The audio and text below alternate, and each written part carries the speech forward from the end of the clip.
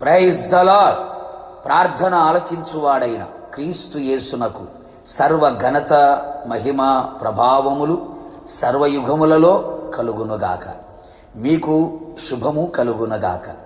ఈ దినపు యేసయ్య జీవపు మాట. యోవేలు ప్రవచన గ్రంథం 2వ అధ్యాయం 12వ వాక్య భాగం.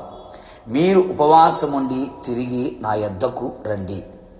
యేసుక్రీస్తు నామములో ప్రతి స్థలములలో ప్రార్థించుచున్న నా దేవుని ప్రియులారా, మన యేసయ్య ప్రార్థన ఆలకించువాడై ఉన్నాడు. దిక్కులేని వారి ప్రార్థన నిరాకరింపక వారి ప్రార్థన వైపు తిరిగి ఉన్నాడు. నాకు మొర్రపెట్టుము, నీకు ఉత్తరం ఇచ్చెదను అని వాగ్దానం చేసి ఉన్నాడు. ఆయన సన్నిధిలో మనము చేయు ప్రార్థన ఆయన పరిశుద్ధ నివాసమునకు చేరి ఆయన యొద్ద నుండి మనము ఉత్తరము పొందెదము. క్రైస్తవ ప్రపంచమునకు ఉపవాస ప్రార్థన శక్తివంతమైన ఆయుధమై ఉన్నది. మన పితరులందరూ వారి జీవితములో, సంఘములో, రాజ్యములో, వ్యక్తిగతముగా ఎదురయ్యే ప్రతి ప్రతికూలమైన పరిస్థితిని ఎదురాడుటకును, ఎదుర్కొనుటకును, జయించుటకును, సమస్తముల విడుదల పొందుటకును ఉపవసించి కన్నీళ్లు కార్చి హృదయపూర్వకముగా ప్రార్థించిరి.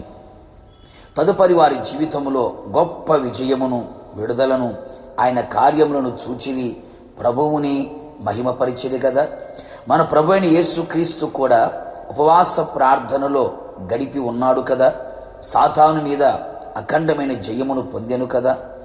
మనము కూడా ఉపవసించినప్పుడు మనం ఉపేక్షించవలసిన వాటిని ఉపేక్షించి మనను మనం పరీక్షించుకొని వాక్యమును అనుసరించి ఆయనతో సహవాసం చేసి ముక్తిని పొందునట్లుగా ఉపవసించెదము. ఉపవాసము త్యాగముతోనూ సమర్పణతోనూ కూడినదై ఉండవలెను. పట్టుదలతో, విసుగక, నిత్యము మెలకువతో, ఏకమనసుతో, కన్నీళ్లతో, హృదయపూర్వకముగా చెయ్యునదై ఉండవలెను. ఏదో నామకవాస్తిగా కాకుండా ఉపవాసంలో ప్రతిష్టతో చేసి ప్రభుతో సమృద్ధి సహవాసము కలిగి ఆత్మలు మరింతగా బలపడదము, వర్ధిల్లదము. అనేకులు ఉపవాసము చేయుట మరచిపోయిరి. ఎన్నో కారణాలు, సాకులు చెప్పి వ్యర్థమైన ఆలోచనలు కలిగి ఉపవసించి ప్రార్థించుటకు మనస్కరించక ప్రభువుతో ఉన్నటువంటి అనుబంధమును బలహీనపరుచుకొనుచు ఉన్నారు. మరికొందరు ఉపవాసము అని చెప్పి వారి ఉద్యోగాలు, పనులు, వ్యాపారాలు, చేతి పనులు, చదువులు అని చెప్పి వెళ్ళిపోతూ ఉన్నారు. ఉపవాసం ఉన్నప్పుడు ప్రార్థన, వాక్య పఠనము, ధ్యానము కలిగి చేయవలను కదా. వ్యక్తిగతంగా, కుటుంబపరంగా, సంఘపరంగా ఉపవాస ప్రార్థనలు ఖచ్చితముగా చేయుచు పాల్గొనవలను. అది మన వ్యక్తిగత జీవితమునకు, సంఘమునకు, కుటుంబమునకు, మన ప్రాంతమునకు, మన కలిగి ఉన్న సమస్తమునకు క్షేమకరము.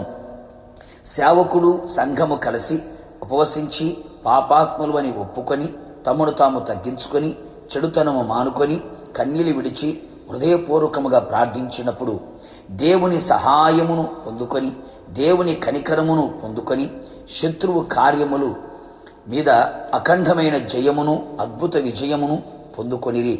ఆశ్చర్యకరమైన దేవుని సహాయమును పొందితిరి కదా. మనకు ఎలాంటి సమస్యలు, శోధనలు, శ్రమలు, ఇరుకులు, ఇబ్బందులు, బాధలు, కరువులు ఎదురైన, వ్యక్తిగతంగా వర్ధిల్లాలి అనుకున్న, కుటుంబం, సంఘం కట్టబడాలి అనుకున్న ఉపవాసముతో మనము సాధించగలుగుతాము, పొందగలుగుతాము. ప్రభు యొద్ద విచారణ చేసి అన్ని విషయములలో ఆశీర్వాదమును, జయమును పొంది మరింతగా ఆయనకు చేరువై పరిశుద్ధాత్మ సహాయం అపరిమితముగా అనుభవించెదము. శరీరం బలహీనమైన ఆత్మలో మరింతగా బలపడుచు అపవాదిని ఎదిరించే శక్తిని, బలమును పొందుకొనెదము. ప్రభు రాకడ కొరకు ఒక సిద్ధపాటు కలిగిన వారమై ఆయన మహిమగల రాకడలో మహిమగల సంఘముగా ఆయనను ఎదుర్కొనెదము. ప్రార్థన. కృపగలిగిన మా తండ్రి, మీ పరిశుద్ధ పాదములకి స్తుతి చెల్లించుచు ఉన్నాం. ఉపవసించి మీ వద్దకు మేము వచ్చి ఉన్నామయ్యా.